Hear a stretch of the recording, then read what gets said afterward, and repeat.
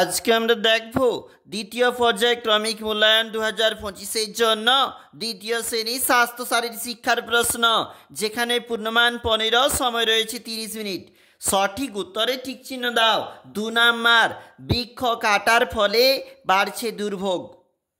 জল ধরে রাখাকে সংরক্ষণ বলে। বিভিন্ন পাত্রের মধ্যে দাগ দিয়ে জলের পরিমাণ ঠিক করা হয়। শিশুরা চারকোনা, ত্রিকোণা, গোল কাঠের টুকরো নিয়ে খেলা করলে আকৃতি, গুণমান এর জ্ঞান লাভ করে।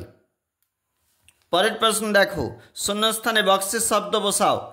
অর্ধশলভাসন যোগাসন করলে কোমরের ব্যথা কমে, বৃক্ষরোপণ পরিবেশের ভারসাম্য রক্ষা করে, কানামাছি খেলায় চোখ বাঁধতে হয়, বিশ্রামে দাঁড়ানোর সময় হাত দুটি পিছনে রাখতে হয়। শুদ্ধ হলে তাল বসাও, মিথ্যা হলে ম লেখো। সাবধান অবস্থায় কদম তালের, এটা নিজেরা করবে। স্বামী বিবেকানন্দ ছিলেন একজন খেলোয়াড়, মিথ্যা। ব্যায়াম স্বাস্থ্যের পক্ষে ক্ষতিকর, মিথ্যা।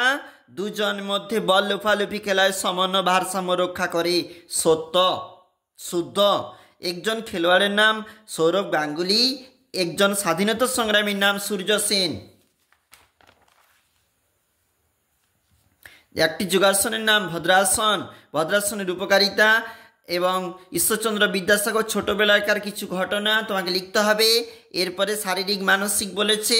4টি রঙের নাম লেখো। কমলা, লাল, বেগুনি, হলদে। বানান তোমরা ঠিকঠাক করে লিখবে, খাতাতে যাই লিখে থাকুক।